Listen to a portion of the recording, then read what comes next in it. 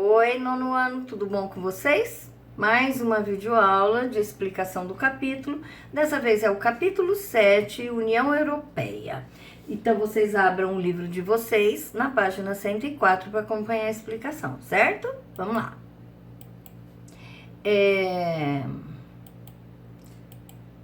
União Europeia. O que é a União Europeia? É um bloco, porque a tendência agora da globalização é os países, para fortalecer a sua economia, principalmente, a tendência atual, né, nesse era de globalização, é que os países formem blocos. O Brasil, por exemplo, faz parte de alguns blocos. O Mercosul, por exemplo. E no caso da Europa, o bloco, e é o maior bloco do mundo, é a União Europeia, formado por 28 países, todos europeus. Lógico, é um bloco da Europa, então é chamado de União Europeia. Nesse bloco existe a livre circulação de mercadorias e de pessoas, ou seja, mercadorias produzidas num país pode ser comercializado, vendido no outro, dependendo da mercadoria, sem taxa de importação ou com taxa muito reduzida, existem acordos aí. E livre circulação de pessoas. Pessoas que moram em determinado país podem andar livremente nos outros países da União Europeia. Pode mudar, trabalhar, viajar, sem precisar pedir permissão e tal, tá? É uma poderosa força econômica e política no cenário mundial. É fortíssimo. Então, os países europeus que formaram esse bloco, eles se fortaleceram muito. Ficou uma economia muito grande, muito poderosa. Eles ganham muito força, porque é a união deles, a união das economias dele. Não significa, gente, que eles se uniram e formaram um país só. Não, os países continuam independentes politicamente. Existem acordos econômicos para fortalecer a economia deles. Então, eles agem economicamente em conjunto, tá? Vantagem de fazer parte da UE. Qual é a vantagem que tem dos países fazer parte desse bloco, da União Europeia? Primeiro, forma um mercado consumidor gigantesco, certo? Então, quando o Brasil exporta, agora ele não exporta para um determinado país da Europa, para a União Europeia. Então, é um mercado comum um mercado consumidor, aliás, muito grande. Investimentos e dinamismo em regiões que dificilmente atrairiam investimentos. Então, é muita vantagem para um país europeu fazer parte da União Europeia, porque principalmente esses países mais pobres assim da Europa, menos desenvolvidos, né, melhor dizendo, que não atrairia tanto investimento, fazendo parte de um bloco, acabou tendo sua economia fortalecida, atraindo mais investimentos, enfim. E o principal objetivo da União Europeia. Qual o principal objetivo desse bloco? Conseguir a independência, não política, hein, gente? Em relação aos países de fora do bloco. Então, eles querem se tornar autossuficientes na produção de alimentos, sem ter que importar do Brasil, da África, da Ásia, dos Estados Unidos. O que eles querem é fortalecer a economia, se tornar independente de energia, produzir energias renováveis, energias limpas, que não poluem o ambiente, e ir se livrando um pouco da importação de petróleo, que a Europa, carente nisso, ela precisa importar muito petróleo e carvão, por exemplo, tá? E de produtos industrializados. Então, é fortalecer a economia e conseguir se tornar mais independente de outros países. Essa bandeira é a bandeira da União Europeia, são 12, se eu não me engano, são 12 estrelas, não significa a quantidade de países essas estrelas, tem muita gente que pensa isso, mas não é. Essas estrelas são os objetivos, as principais metas que a União Europeia quer alcançar, e eles colocaram os principais objetivos aí. E a sede do bloco da União Europeia, que fica em Bruxelas, que é a capital da Bélgica. A origem da União Europeia. Quando começou isso? Em 1951, foi criado a sementinha da União Europeia, o primeiro bloco, que nessa época era chamado de SECA, ou SECA, Comunidade do Carvão e do Aço. Então, era constituído por 6 países, a França, a Alemanha, a Itália e o Benelux, que era a Bélgica, Holanda e Luxemburgo, que até já tinha um pequeno bloquinho, só os 3 aí. Mas esses 6 países, a França, a Alemanha, a Itália, Bélgica, Holanda e Luxemburgo, se juntaram e formaram o primeiro bloco em 1951 chamado de SECA. Só que nesse bloco, únicos produtos que tinham livre circulação era somente o carvão e o aço, tá? E eles se juntaram para quê? Para estimular a industrialização no país deles, para fazer com que o carvão e o aço ficassem mais barato, livre das taxas, eles ficavam mais baratos e eles conseguiam se industrializar mais rápido. Em 1957, através do Tratado de Roma, foi criado a Comunidade Econômica Europeia, ampliou, então de SECA passou a se chamar Comunidade Econômica Europeia e ele previa a livre circulação de mercadorias, não só do carvão e do aço. Então mudou de nome, o Tratado de Roma criou as bases, o Tratado de Roma é a base da União Europeia, né? E além disso era livre circulação de capitais, de serviços, de pessoas, eles já previam isso.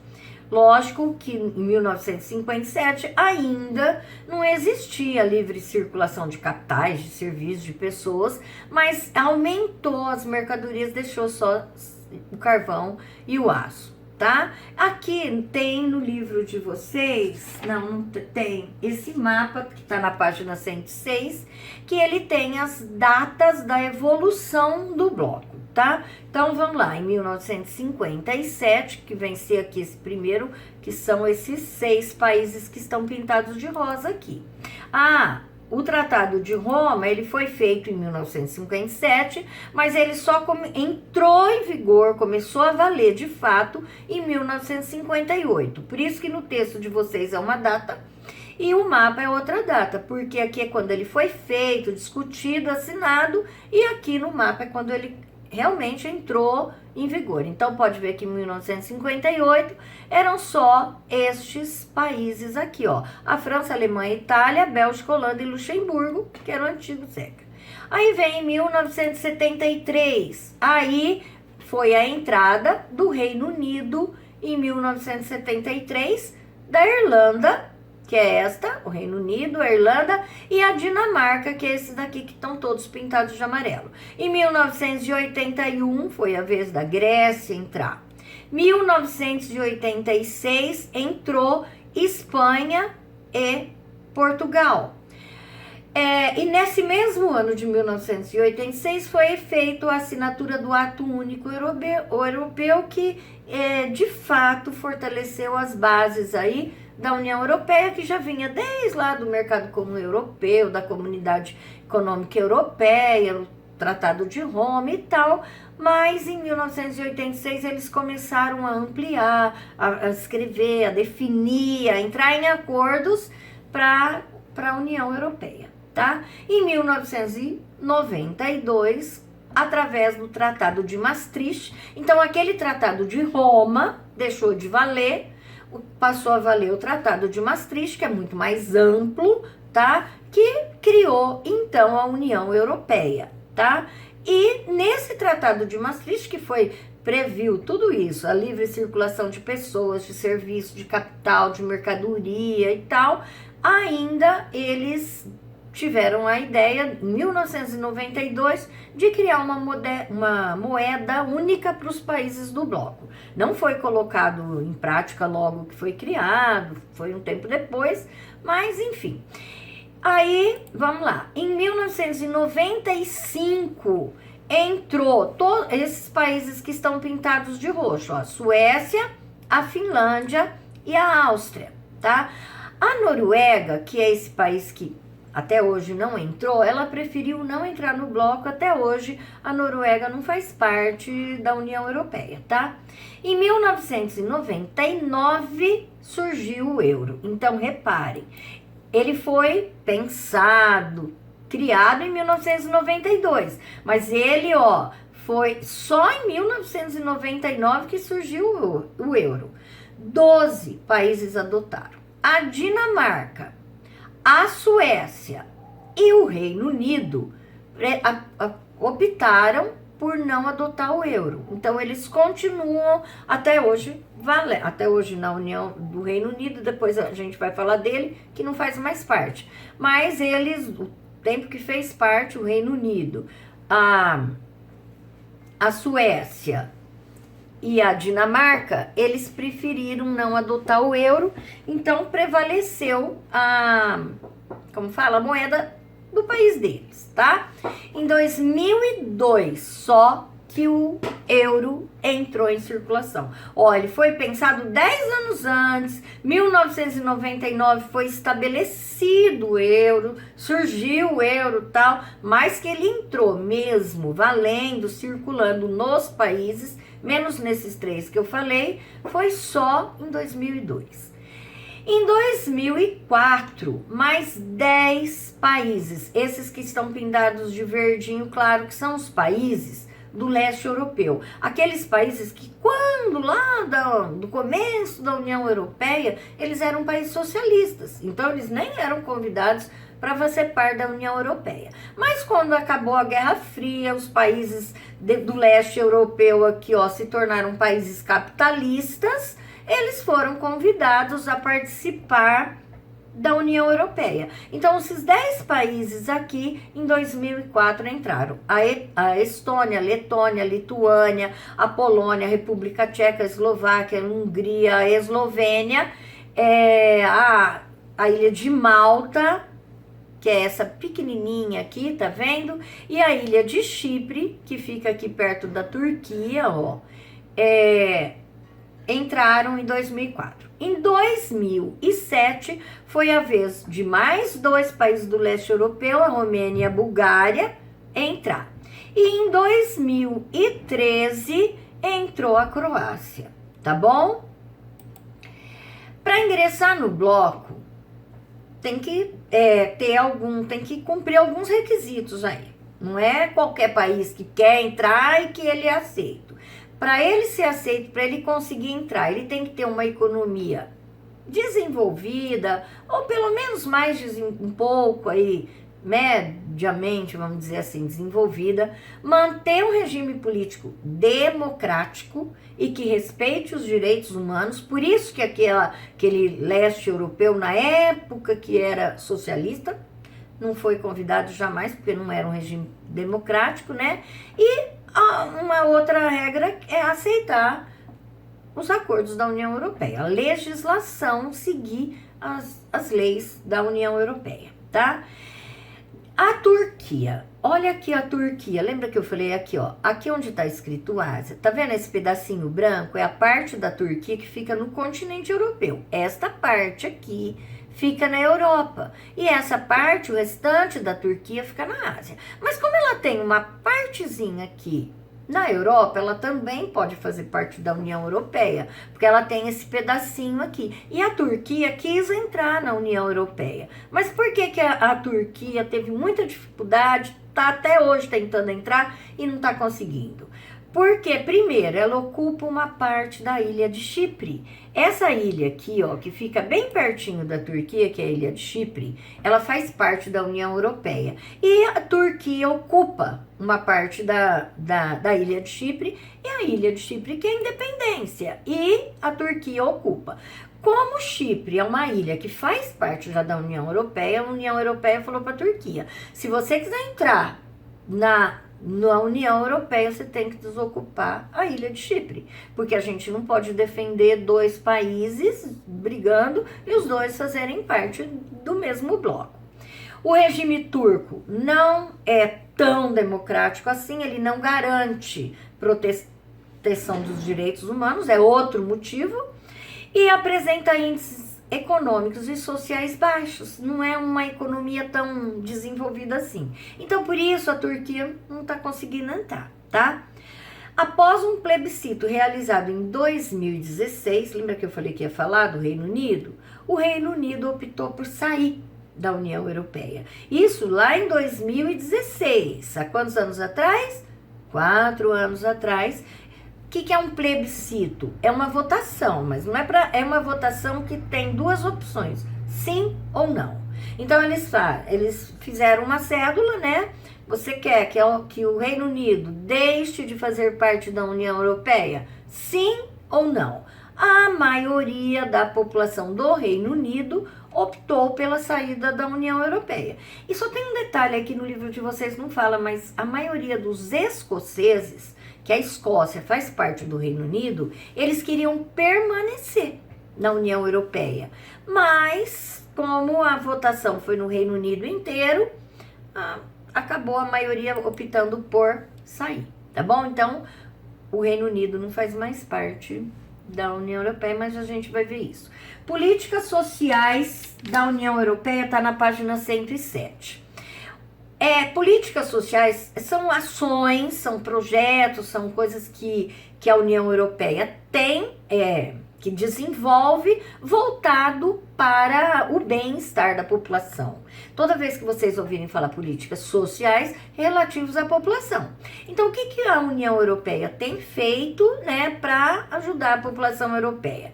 Primeiro, o estado de bem-estar social, que é chamado de welfare state. O que é o welfare state ou estado de bem-estar social? São algumas medidas adotadas pela União Europeia, como seguro-desemprego, previdência social, sistema público de saúde e educação eficientes, crédito acessível para compra de imóveis. Então, eles abaixaram bastante os juros, facilitaram os europeus a adquirir imóveis, casa para morar. Então, é muito mais fácil, juros muito mais baratos.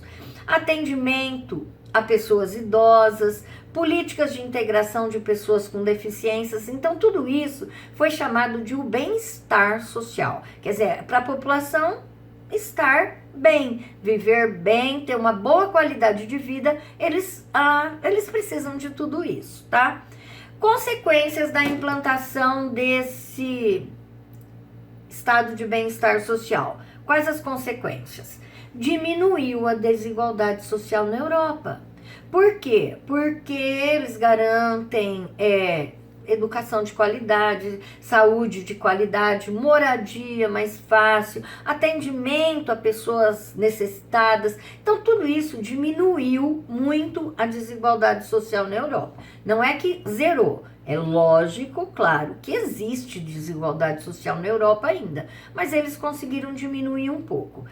Outra consequência, melhorou a qualidade de vida dos europeus, só que para manter tudo isso, o governo precisa de dinheiro. Como é que ele vai garantir saúde, educação, imóveis a juros mais baixos para a população, seguro-desemprego? Da onde ele vai tirar o dinheiro? Os governos dos países.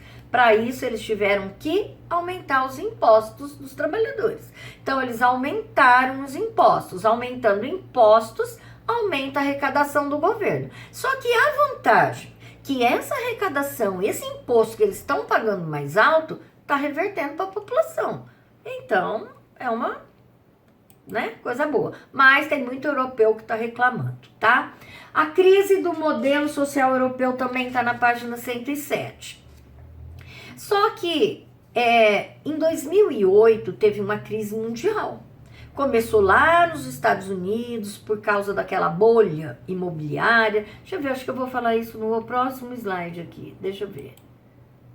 Não, eu vou falar aqui mesmo. Por causa daquela bolha imobiliária e tal, eles começaram a entrar em crise. Os países do mundo, principalmente os mais desenvolvidos, e no caso os países europeus, também entraram em crise. Então, esse modelo social da Europa também entrou em crise. Aquele modelo social do bem-estar social, por quê? Tiveram dificuldades aí, baixo crescimento demográfico, a população aumentando pouco.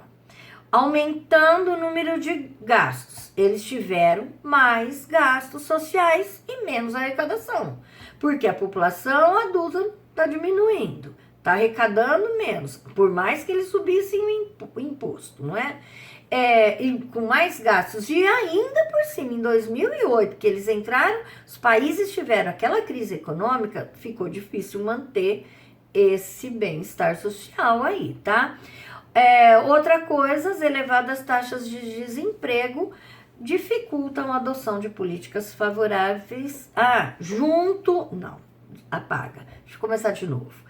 Junto com esse aumento do desemprego e ainda por cima os países dificultando a entrada de imigração, foi aí que diminuiu muito o número de trabalhadores que trabalham, que arrecadam, que produzem. Por isso que teve menos arrecadação, tá? Prioridade das políticas sociais. O que eles priorizam para a população, os países europeus, a União Europeia, né? Primeiro, a questão do desemprego. Na Europa Ocidental, que é a Europa que, não aquela parte que era socialista, a Europa Ocidental, Inglaterra, França, Itália, Alemanha, Reino Unido, enfim, vários outros países, Portugal, Espanha, e há muito tempo já investe muito em tecnologia, em pesquisa, em educação. Então, eles usam muita tecnologia em todos os setores. Na agricultura, na indústria, no comércio, nos serviços. Usa muita máquina, muita tecnologia. E o que acontece? A tecnologia, ela substitui a mão de obra humana, em alguns casos. Então, ela acaba gerando desemprego, tá?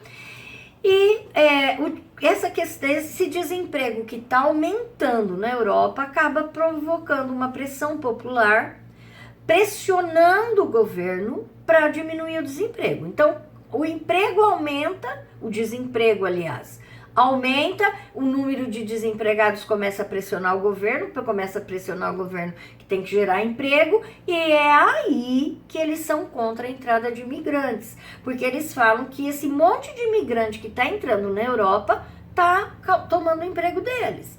Na verdade, a gente sabe que não é bem assim, porque os empregos dos imigrantes é de baixa qualificação. Não é o caso de emprego dos europeus, mas tudo bem. Outra questão, outra prioridade é em relação à segurança pública, tá? Os índices de criminalidade são mais baixos que da América Latina e na África. Então, esses índices de violência, de morte, de assalto, de violência, de sequestro, essas coisas, é muito menos, é mais baixo do que na América Latina, na África e tal. Mas mesmo assim, tem aumentado, está tendo um crescimento dessa violência na Europa, principalmente atentados terroristas, o número de armas, a disponibilidade de armas está entrando mais fácil na Europa, o número de atentados terroristas tem aumentado e eles acusam sempre, principalmente, que esses atentados terroristas são causados por imigrantes, principalmente muçulmanos. Então, existe o preconceito contra o imigrante, tanto porque eles acham que eles estão tomando o emprego deles e também porque eles acham que eles são responsáveis pelo aumento da violência, tá bom? Impostos e taxas. Quanto aos impostos e taxas, lembra que eu falei assim que existe um aumento de impostos para poder bancar a União Europeia, manter aquele estado de bem-estar social. Esses impostos e taxas, eles financiam as políticas sociais, por isso que teve que aumentar. As empresas europeias, elas acabam pressionando o governo para diminuir. Então, como aumentou, os países europeus tiveram que aumentar para poder melhorar a qualidade de vida da população. Só que quem paga? As empresas, principalmente. Então, que pagam mais impostos, elas começam a pressionar os governos dos países europeus, a União Europeia, para diminuir a carga tributária, diminuir os impostos. Mas é uma briga entre empresas e governos, um precisa aumentar e o outro quer que diminui, tá? Aqui é uma charge que mostra essa questão que eu falei da arrecadação. O que está acontecendo? Está diminuindo a arrecadação e os gastos aumentando. Então, aqui mostra, em 1970, isso daqui significa, por exemplo, trabalhadores. Os trabalhadores eram 5 pessoas trabalhando, pagando impostos para pagar a aposentadoria de um idoso. Então, eram 5 pagando impostos e 1 recebendo a aposentadoria desses 5. Em 1990, ficaram 2 trabalhadores pagando impostos para pagar a aposentadoria de 1. Ou seja, o imposto teve que aumentar. Antes era 5, então o imposto tirava pouquinho de cada um. Em 1990, o imposto teve que aumentar, porque a arrecadação já diminuiu, só 2 para bancar a aposentadoria de 1. Em 2012, só 1 para pagar a aposentadoria de idoso. Significa o quê? O número de idosos aumentando, o número de população adulta que gera, que trabalha, paga imposto, diminuindo. Então, já inverteu. Em 2020, é 1 para pagar para 4 aposentados. Então, o número de idosos está aumentando muito na Europa e a arrecadação está diminuindo. É uma charge que explica bem isso daí, tá bom? As instituições da União Europeia está na página 109.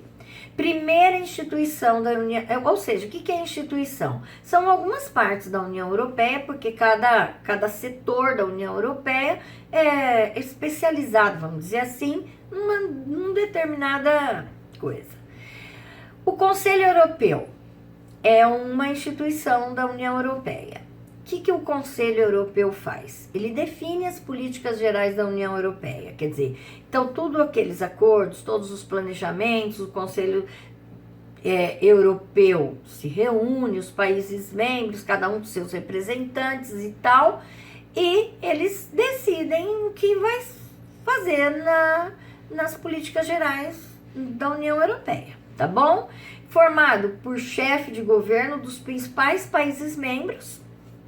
Então, por exemplo, o presidente de um país, o primeiro-ministro do outro, o presidente do outro, a rainha do outro, enfim, o chefe de governo dos países membros, mais o presidente da União Europeia, que é eleito de a cada 2 anos e meio, e pode prorrogar por mais 2 anos e meio, então ele pode ficar até 5 anos no cargo de presidente da União Europeia, e mais o presidente da Comissão Europeia. Esses dias teve na televisão uma reunião do Conselho Europeu, da União Europeia aí, para decidir quanto que eles iam investir na economia, investiram aí bilhões de dólares para os países conseguir vencer essa crise provocada pela pandemia do coronavírus. Então eles ficaram reunidos aí para definir aí a política econômica de como sair da crise, tá? Outra instituição, a Comissão Europeia, qual é a função dela? Colocar em prática as políticas comunitárias. Então, o Conselho Europeu, que são os chefões, os presidentes e tal, que se reúnem, define o que eles vão fazer e aí manda para a Comissão Europeia, e a Comissão Europeia é que vai ser responsável por colocar em prática o que foi decidido no Conselho Europeu. É formado por 28 comissários, quer dizer, um para cada país. São 28 países, 28 comissários. O presidente da Comissão Europeia é nomeado e aprovado pelo Parlamento Europeu, que é outra instituição da União Europeia. O Parlamento Europeu, ele controla a Comissão Europeia e aprova os pressupostos comuns. Então, como fala, voltando aqui, a Comissão Europeia, ela coloca em prática, mas ela é fiscalizada pelo Parlamento Europeu, certo? Que ele fiscaliza, ele aprova ou desaprova determinadas práticas que a Comissão Europeia coloca em prática. Número de deputados é proporcional ao número de habitantes. Parlamentos é composto por deputados assim, da União Europeia, tá? E o número é proporcional ao número de habitantes de cada país. Então, por exemplo, a ilha de Chipre, que é pouco populosa, um país pequeno, com pequena população, ele tem menos deputados, um mínimo é de 6. Agora, a Itália, a Alemanha, por exemplo, a Espanha, o Reino Unido, que tem mais população, eles podem ter até no máximo 96 deputados. Então depende, o número de deputados é proporcional ao número de habitantes e eles são eleitos a cada 5 anos, tudo bem? Outra instituição da União Europeia é Tribunal de Justiça. Tribunal de Justiça é para fazer o quê?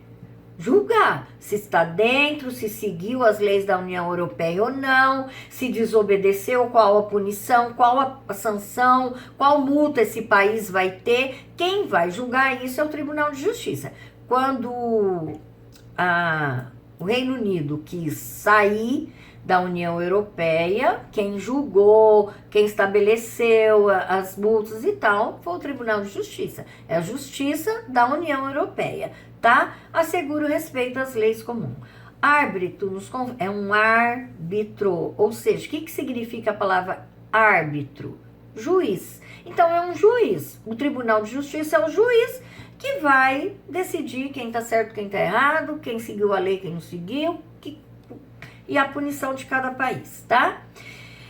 Outra instituição que faz parte da União Europeia, o Comitê Econômico e Social, presta consultorias propostas da Comissão Europeia. Então a Comissão Europeia tem que colocar em prática e tal. Às vezes ela fala, ai meu Deus, mas será que isso vai dar certo? Será que isso, como é que a gente pode fazer isso? Aí ela recorre ao Comitê Econômico e Social para prestar uma consultoria, para pedir uma ajuda, para ver e estabelecer os acordos certos, tá bom? Políticas comuns da União Europeia, página 110. Política Agrícola Comum, o PAC, Política Agrícola Comum. Qual o principal objetivo do PAC? Aumentar a produção agrícola nos países europeus. Principal.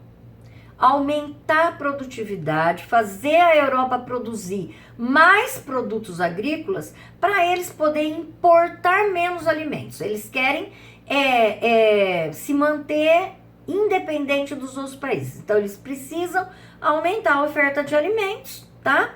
E outra coisa, para isso, né, para eles conseguirem aumentar a produtividade, eles dão muita ajuda, que é chamado de subsídios, aos produtores agrícolas da Europa, claro, só da Europa, lógico, tá? Então, por exemplo, se o cara vai plantar trigo, ele recebe muita ajuda do governo, financiamento a juros baixíssimos, financiamento muito baixo para comprar máquina, e sementes melhoradas, enfim.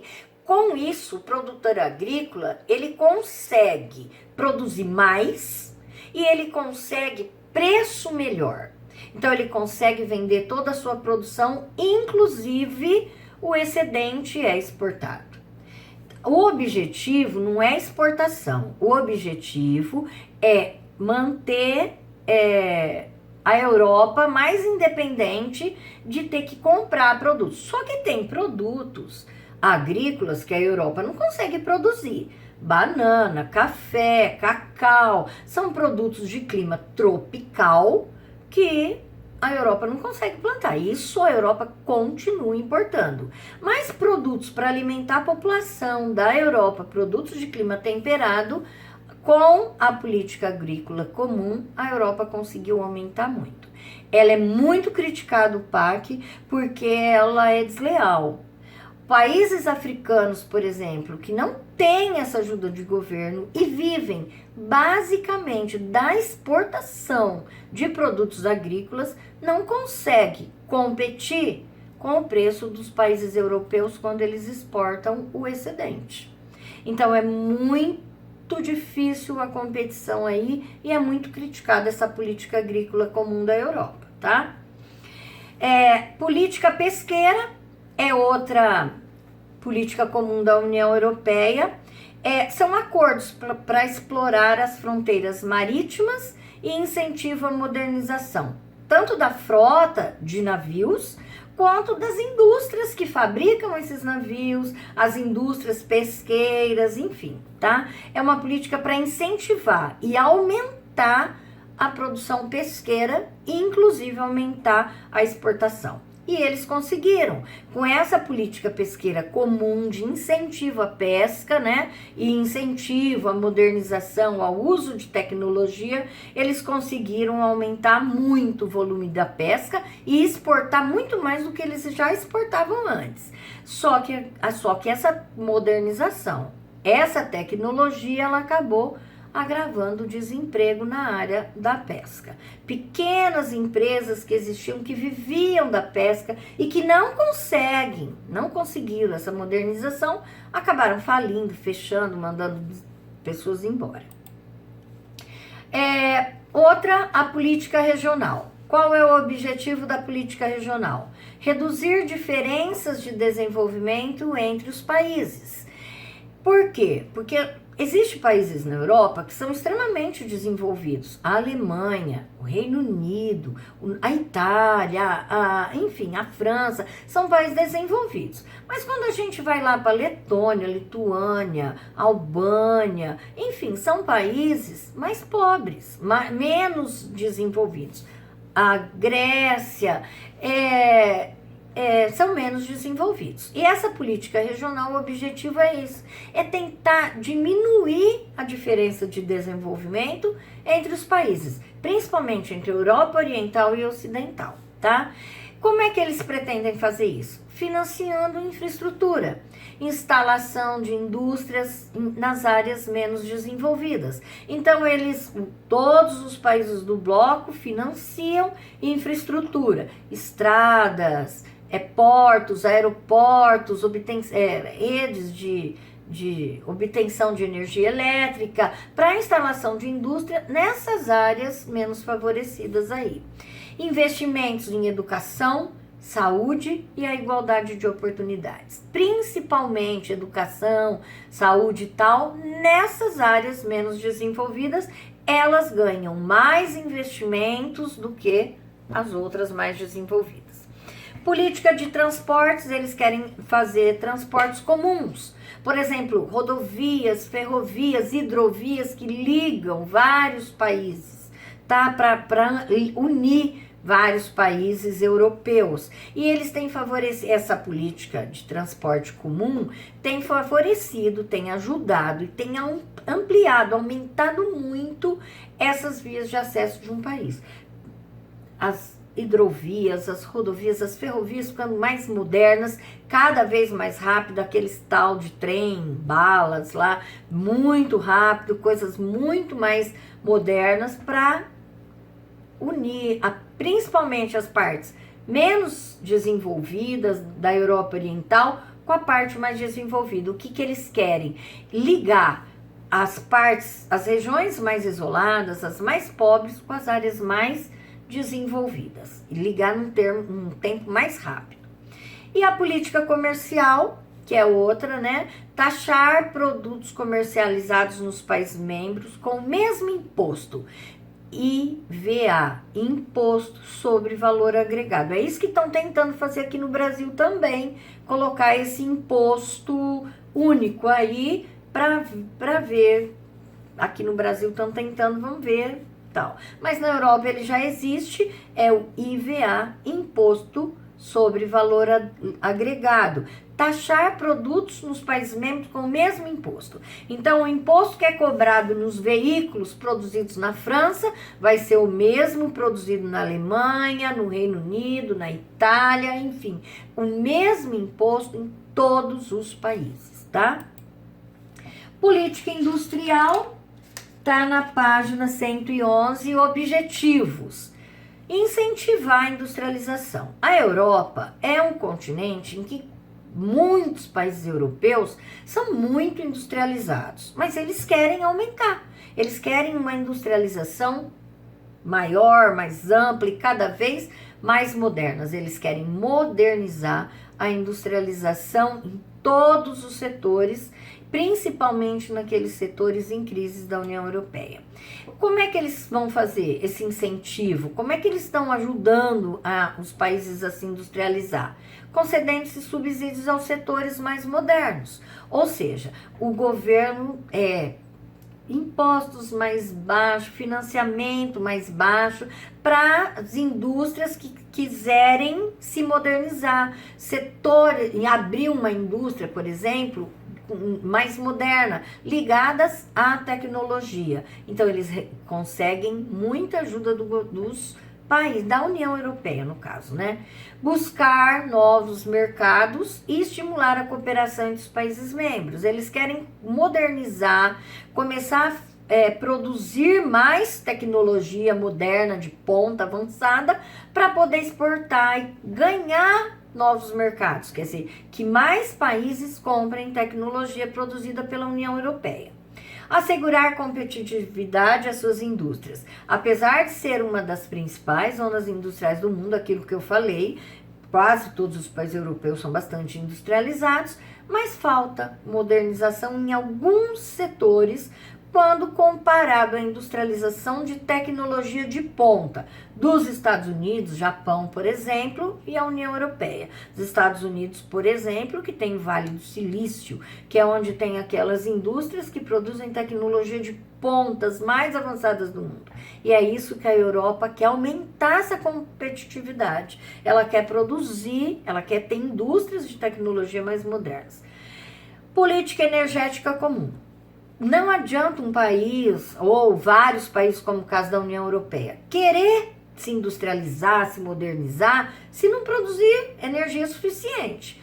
A Europa sofre com problema de energia, não produz petróleo, precisa importar petróleo, carvão e tudo mais. Então, o que a União Europeia está fazendo? Está investindo muito em outras fontes de energia limpas, renováveis, fontes de energia lá. Eles estão tentando diversificar, produzir energia a partir do vento, eólica, a energia solar, energia geotérmica. Eles estão investindo em outras fontes de energia limpa e renováveis. Para quê? Com o objetivo de diminuir essa dependência que eles têm do petróleo, que eles usam muito petróleo, muito carvão, e eles não produzem muito, eles precisam importar, tá? E a última, política ambiental. Ambiental é meio ambiente, né? Qual o principal objetivo? A União Europeia, ela se preocupa muito com a preservação do meio ambiente. Então, eles desenvolveram várias leis, né, para um mundo mais sustentável. Então, aqui, ó, o objetivo principal, criar legislação ambiental única dos países membros. Então, eles querem que os 28 países da União Europeia tenham leis que pensem no meio ambiente. Pensem em um mundo mais sustentável, que polua menos, que é um dos principais objetivos da União Europeia. Ação preventiva e correção dos danos ao meio ambiente. Alguns exemplos aqui de que eles fazem dessa política ambiental. Proibição da gasolina com chumbo, na União Europeia é proibido. Reciclagem de resíduos sólidos é muito intensa. A reciclagem na Europa, eles reciclam muito na Europa, utilizam muito a reciclagem. Proibição da fabricação, não só do uso, mas da fabricação e do uso de CFC, aerosol, aqueles desodorante, aquelas embalagens de aerosol, de gás de geladeira que usa CFC, utilização de energias limpas.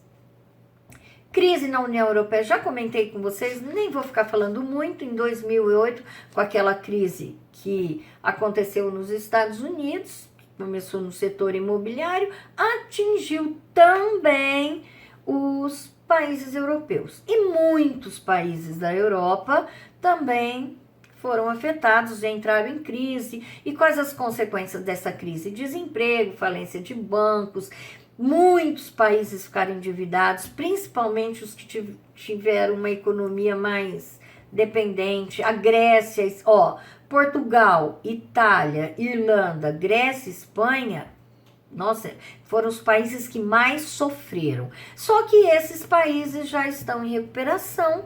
Por quê? Porque a União Europeia se une, né, e manda bastante recursos para os países que estão em crise, para os países se levantar. Então, eles conseguem sair da crise muito mais rápido do que, é igual a União Europeia está fazendo agora. Mais uma vez, a União Europeia se reuniu para mandar recursos para os países que mais sofreram. Agora, este ano, quem mais vai receber ajuda, subsídio, né, financiamento da União Europeia é a Itália, porque a Itália é o país que mais sofreu com a pandemia, foi o mais atingido. Então, é um país que vai receber mais recursos, tá bom? Aqui, crise de 2008, está explicando no livro de vocês, na página 112. Isso daqui eu colei do livro, é só vocês darem uma lida que vocês vão entender melhor o que aconteceu em 2008, mas é mais ou menos isso que eu já expliquei, tá bom? O desemprego na União Europeia existe desemprego na União Europeia. Lembra que eu até falei no outro slide que os desempregados se fazem movimentos, passeatas e tudo mais, pressionam o governo, não querem a entrada dos imigrantes que eles alegam que estão tomando o emprego deles, e esses desempregados, os mais atingidos são os jovens, os próprios imigrantes, que dificilmente conseguem arrumar emprego, e os trabalhadores menos qualificados, tá? Risco da pobreza, o risco da pobreza está na página 113. O que é isso? Risco de pobreza é um indicador, igual tem o IDH, o Índice de Desenvolvimento Humano, que é um indicador da qualidade de vida de um país. O risco de pobreza também é um indicador. E o que ele indica? A exclusão social. Enquanto o IDH é um indicador que mostra a qualidade de vida da população de um país, o grau de desenvolvimento de um país, o risco de pobreza, o que é que ele indica? Ele indica a exclusão social. Tem muita gente que está excluído, tem muita gente muito pobre, enfim, ele vai indicar a quantidade de pessoas que são excluídas aí, tá? O que são essas pessoas excluídas, essa exclusão social? Pessoas que recebem mensalmente menos de 60% que o rendimento médio do país. Então, vamos supor que um país, calculando a média do que a população total recebe, vamos supor que dê 1.000 euros. Um exemplo, só é mais do que isso, mas vou dar um exemplo. 1.000 euros. Se uma pessoa ganhar 40 euros, 400 euros, 500 euros, ela está recebendo menos de 60% do que a média da população. Então, ela é considerada uma pessoa excluída dentro dessa exclusão social, tá? Então, esse valor, ele é proporcional à economia de cada país. Por quê? Porque os salários pagos no Reino Unido, os salários pagos na Alemanha, são muito mais altos do que o pago, por exemplo, na ilha de Chipre. Um exemplo. Então, pode ser que uma pessoa na ilha de Chipre ganhe 500 euros e não está na exclusão social. Por quê? Porque o salário médio da ilha de Chipre, vamos supor, exemplo, não sei quanto mas que seja 800. Então a pessoa está ganhando mais de 600, mas ela só 60%. Mas ela só ganha 500 euros. Uma pessoa que ganha 800 euros na Alemanha está dentro da exclusão social. Por quê? Um exemplo, não sei quanto é também. Vamos supor que na média seja 2.000 euros. Então, o da Alemanha está ganhando mais que o da Grécia, que o da ilha de Chipre. Só que na Alemanha, ela ganha pouco para o país que ela vive. e na ilha de Chipre ele ganha bem para o país que ele vive. Então isso daí é proporcional à economia de cada país, tá bom? Em 2015, quase 24% da população da União Europeia estava nesse risco de pobreza aqui. Ganhava menos de 60% da renda do país que vivia, tá bom? Aqui, ó, deixa eu ver que página tá isso. Tá na página 113. E aí do lado, ó, ler o mapa. Retorne o conceito de risco de pobreza e explique por que não podemos afirmar com base na leitura do mapa os rendimentos das pessoas em risco de pobreza na Espanha e na Letônia são parecidos. Na Espanha, tá aqui, e na Letônia, tá aqui. Eles estão pintados da mesma cor, olha lá, de 21 a 23%, certo? Só que o salário pago na Espanha é muito maior do que o pago na Letônia. Então, os da Espanha ganham muito mais do que na Letônia, certo? Só que, por isso que fala aqui, ó, que é proporcional à economia de cada país. Então, nós não podemos afirmar que eles estão na mesma situação. Os da Espanha ganham mais do que os da Letônia, mas no mapa apareceu igual. Por quê? Porque é a mesma porcentagem. Deu para entender? O Brexit está na página 114. O que é isso? Brexit. Ou eu não sei se é assim que fala, porque eu não sei falar inglês.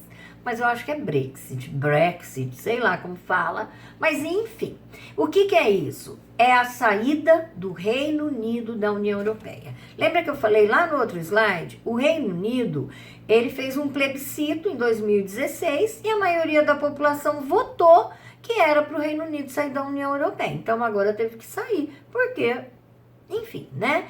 Então quando eles fizeram isso, tiveram que sair e aí eles já começaram aí a fazer os acordos. O Reino Unido já conversando lá com as instituições da União Europeia para fazer o acordo para eles saírem, tá? Então aqui fala após 3 anos e meio, porque vai completar 4 anos no final do ano, e muitas idas e vindas, o Brexit, a saída do Reino Unido da União Europeia, foi finalmente oficializado às 23 horas, 20 horas no horário de Brasília, no dia 31 de janeiro de 2020. Ó, começou essa história lá em 2016, mas foi assinado esse acordo que falou, não, saiu, acabou, em 31 de janeiro de 2020. Só que aí, gente, ele tem 1 ano de prazo, na verdade vai dar 11 meses de prazo para sair. É a transição. Então, oficialmente mesmo, no ano que vem, 2021, é que o Reino Unido está completamente fora da União Europeia. Este ano de 2020, ele está em transição. Saiu, mas já foi assinado, tá? É a primeira vez que um país deixou de fazer parte da União Europeia, desde lá de quando foi criado, tá? Ficou 47 anos fazendo parte da União Europeia, mas decidiram sair agora. O que é o Brexit? É uma abreviação para British Exit, saída britânica, na tradução literal para o português. Esse é o termo mais comumente usado quando se fala sobre a decisão do Reino Unido de deixar a União Europeia. E por que o Reino Unido quis sair da União Europeia? No plebiscito, lá em 2016, os eleitores, a população lá do Reino Unido, votou e decidiu 52% da população que sair, 48% queria ficar. Deu quase um empate aí. Mas como deu uma maioria para sair, eles decidiram sair. Mas essa saída não aconteceu de imediato, como eu falei para vocês, desde 2006 está saindo, tem até o final do ano ainda de prazo, foi inicialmente marcada para o dia 29 de março de 2019, mas aí foi adiado, e acabou sendo assinado esse ano, no dia 31, um ano depois, né? Que era para ser em março de 2019, foi em janeiro de 2020, tá? Tem uma cronologia no livro de vocês? Não tem, mas ó, dia 31 de janeiro, dia do Brexit, negociações comerciais pode começar, dia 31 expira o prazo para estender o período de transição. Eles assinaram agora em 2020, mas olha lá, até dezembro é o período de transição que eu disse. Quando chegar aqui em janeiro de 2021, ele tem que sair, tá? Aí começa uma nova relação com a União Europeia, começam os acordos, se eles aceitaram o acordo, a União Europeia aceitou o acordo, o Reino Unido aceitou o acordo, começa uma nova relação, já é completamente independente. Se chegar no dia 21 de janeiro, não entraram em acordo, não fizeram essa transição, o Reino Unido não aceitou, a União Europeia não aceitou o acordo, vai sair sem o acordo comercial de todo jeito, tá bom? Fim, acabou. Espero que vocês tenham entendido. Qualquer dúvida, estou à disposição, tá bom? Beijo para todos.